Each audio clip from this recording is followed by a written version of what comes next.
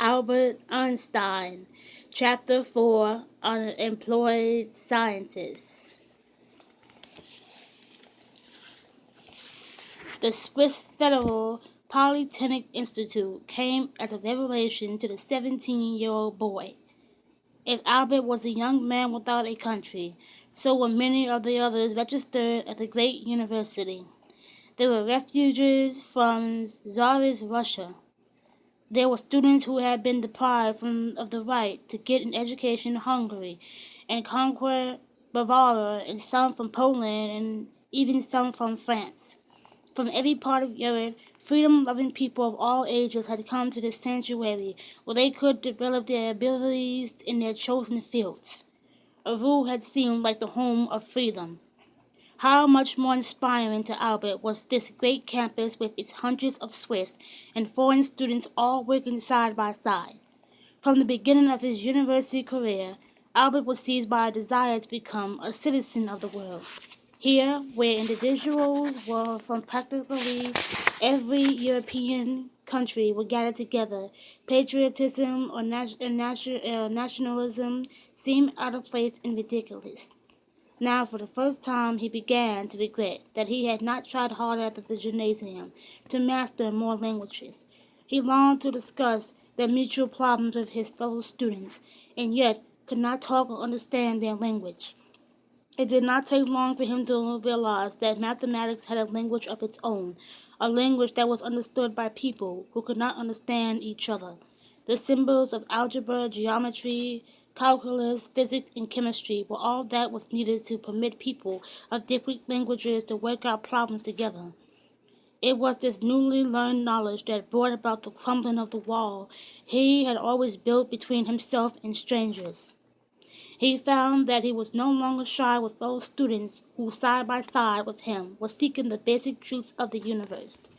During his 4 years at Swiss Federal Polytechnic, Albert made three very close friends.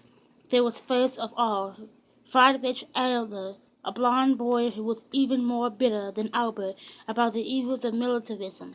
He had seen his parents killed by a conquering German army, and he believed that nothing good could come of conquering by force. Since Albert had seen the disastrous results military discipline had brought upon in Germany's public schools, he was a willing listener and soon became a firm believer in Friedrich's pacifist theories. Both boys decided they would never join the army to fight for any country, and they agreed that it seemed better to be shot as a traitor if their example could persuade others of the uselessness of trying to win arguments by force. Marcel Grossman, who had been born in Switzerland, listened to Friedrich's impassioned arguments, but disagreed with them. He believed that one should fight in defense of one's country. The other two boys conceded that Marcel had every right to his own beliefs and did not attempt to win him over. All three did their homework together and spent a great deal of their time in each other's company. The fourth member of the group was a girl. Her name was Meleva Maristich.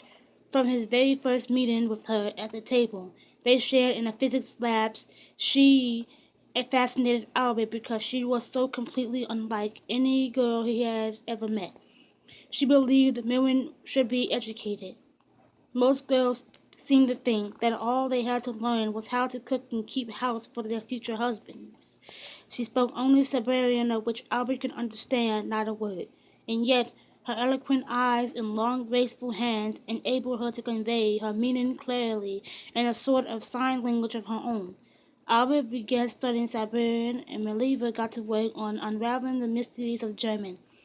It was not long before she was able to explain to the three boys that she did not believe that girls should marry. The Emperor of Germany, Kaiser Wilhelm, had expressed the belief that women did not need to have an education or to know anything about politics or government. According to him, women should concentrate on the three K's, clutch, keach, and kinder, which in English would be the three C's, looking, cooking, church, and children. Miller could not say enough about her scorn for this belief. She felt that women should be free to accept jobs and to work side by side with men. She believed in the equality of women long before it was stylish to hold such ideas. She wanted to learn enough physics and chemistry so that she could go back to Siberia and teach the poor people who could not afford an education. As soon as Albert explained her views to the others, the three boys, greatly relieved, welcomed her as a companion. Now that they knew she had no silly romantic ideas about love making or marriage, they were glad to discuss their classwork with her and seek her help in doing their homework.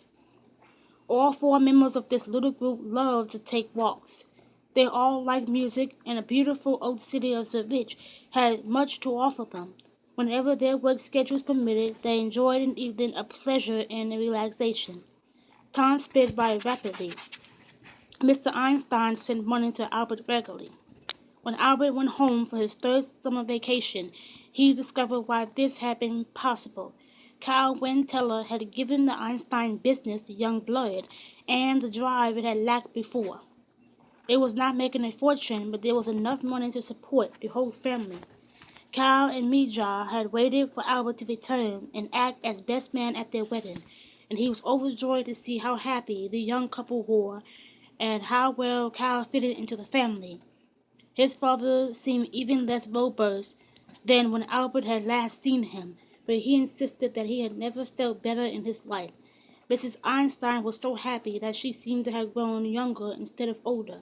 Perhaps seeing his sister and Cal so happy had something to do with what happened when he returned to school. It was the last thing in the world he would have guessed. He fell in love with Minerva.